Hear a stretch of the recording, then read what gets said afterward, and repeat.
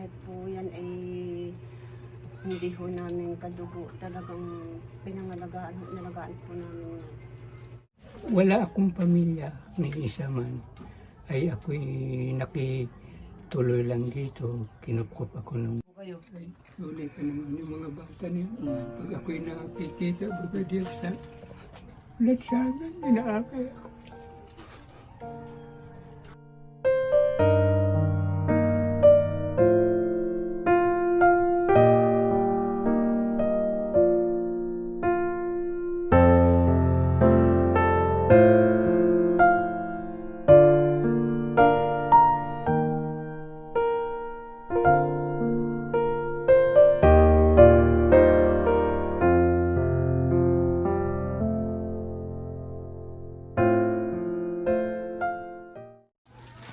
Dito na po kami kina Lolo Chick. Lolo Chick! Tawagin mo na, Aramia. Lolo Chick. Ayun pala si Lolo, oh. Ayun, oh. Kamusta po? Ayan, amin na po si Aramia. Lolo, kamusta po kayo dito? Paamin po. Ano ba? Yan, kamusta po ang buhay ninyo dito? Ayos naman po.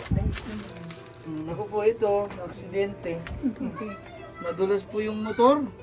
Ay, Oo, ito po nabalian po itong kaliwa. ay, ang ibig sabihin, hindi naman masyado. Hindi naman po, fracture lang, bali. Karoon ng truck. Hello po, Lola. Magandang tanghali po. Tanghali po. Is, Lolo, nagbobote pa rin po ba minsan? Si Lolo? Nagbubuti po. Kaninang umaga po, nagbote po siya? Hindi po. Ngayon po kasi parang umuulan po, no? Madilim ang biglaan po kami dito. Dito po kami ni Aramia. Dito ikaw sa tabi ni Lolo Aramia. Meron po siyang pasalubong sa inyo.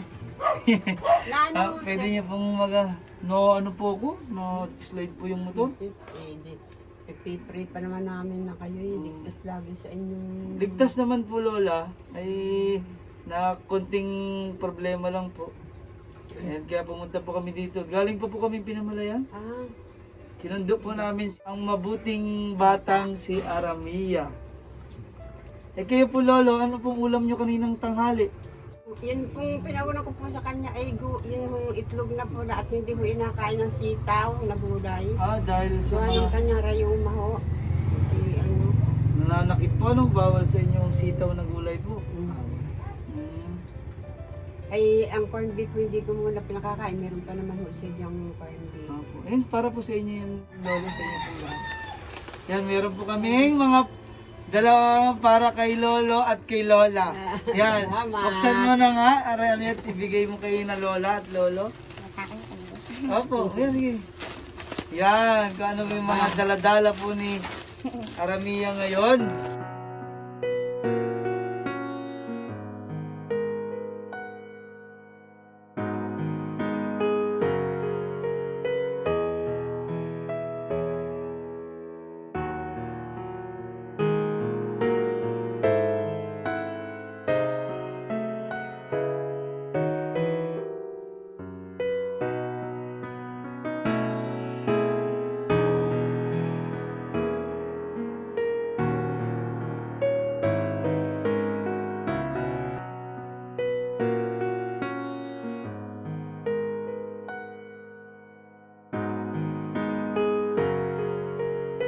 Hindi lang po groceries ang dala ni Aramia.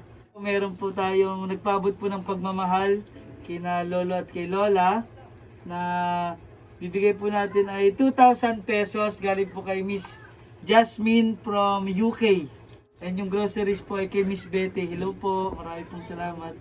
Iabot na po ni Aramia kay Lolo Chick yung 1,000 and yun, bali 2,000 po lahat.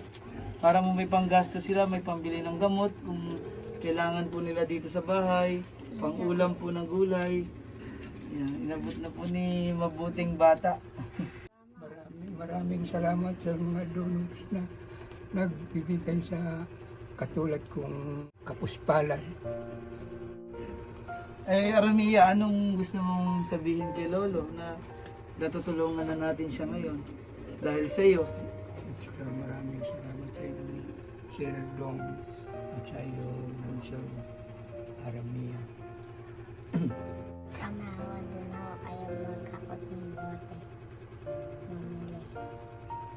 Sana hindi na daw maghakot ng bote at mamili ng bote si Lolo. Matutupad din siya, matutupad. Kasi po nangihina na si Lola, si Lolo may rayuma na at hindi na nakakakita. Ano neneng? Sana ay magpahinga na po at napakainit po. Minsan, naabutan po ba siya ng ulan minsan pagka nagbobote? Kaya nga po nagkakasakit siya, nilalagnat. Ay naabutan na ho ng pamimili ng bote sa daan. Noon daro ho ng baha dito. Hanggang dito po ang tubig namin. Yan po ay... Ang taas po, hanggang bewang po ang tubig niyo. po. Ayun ho, ipang pan po, naglalakad pa rin ho dyan sa tabing, sa karsada. Hanggang dito po ang baha sa karsada.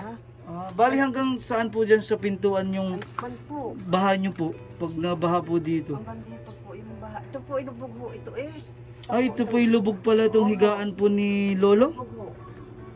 Talagang ang lalim pala po dito pang nagabaha. Ay, nag-i-evacuate ho ang mga tao dito ho pag nabaha ng malaki. Kaya po pala hindi na bumalik dito si na Aramia kasi yung mga bata po silang lahat. Malaki lalo ho tabing dagat ho yun eh. Tabing dagat po yung kanila daw. Kaya pala Aramia hindi na kayo bumalik dito? Dahil pwede kayong malunod dahil minsan Malapit po kasi kami sa Sapaho. sa Lalaki ho ang tubig pag Minamatay naon. nga po dito yung bata na lunod ng baha. ng baha po. Na- Ilang taon lang po yung Mga daw po yun. Pag hindi 5 taon na. namatay po yung bata Nakita nung na to. baha. Hmm. Kawawa naman po. Naku, naku, talaga naman ho dito ang hirap namin ho pag nabaha. Kaya nga po nakakapag Ay, ari ho, Mag-aalala. pagkano amin pa hong kukuhan, akain doon sa ibang bahay na hindi naaabot ng bahay, doon sa malaking bahay. sa malaking bahay po. Ay si Lolo Chick ay sana ay magpahinga na po hindi na magbote, mamili ng bote kasi minsan baka may malakas nga pong ulan ay bumaha ay hindi po. Pag-aalagaan namin dyan kahit po yan ay hindi ho namin kadugo, talagang nalagaan po namin yung tao. Maraming pong salamat sa inyo Lola sa inyong pagmamahal kay Lolo. Sabi nga po ng iba napaka tsaga ko pa daw namin mag-alaga ay ibang tao pa hindi pwede kasi kita natin ang kalagayan ng tao. Inalagaan po namin yan. Hindi na nga nakakakita. Sa pagkain po, dulot ko po yan. Siya nakaupo, dinudulutan ko na yun ng pagkain. Kape. Opo. Ganun. Kaya pala po alalang-alala po kayo ni Aramia po. Dahil alam po ni Aramia ang sitwasyon nyo dito. Talagang dito po niya ako niyaya at napakalayo nga. Nakita po ni Aramia ang aming kalagayan dito. Kita po ng bata ang kalagayan ni na Lola at Lolo. Lalo na si Lolo po ay bulag. At nasakit na rin po ang katawan. Yan po sana po yung makatulong yung ating dalang pagmamahal po sa kanila. Pambili po ng gamot, pangailangan nila. Tsaka mga pwedeng ulam. May mga tanim naman po silang gulay dito. Ano po, Lola? Yung mga kangkong po naman, ay nung bumahain din ako kami nakapagtanim at yung tagalong naubos ang baha ng tapo. Ang manho ang baha, matagal. Lubog ho ang Doon din nagtatanim si nanay. Ano doon din nagtatanim? Anong tinatanim dati ni Lola? Dito? Tatanim mo ng talong. Talong. Ng sitaw. Talong sito. upo. May bunga yung upo ni Lola mo. May bunga na po. Yung dati niyang tanim doon ng mga upo. Magkabunga na po.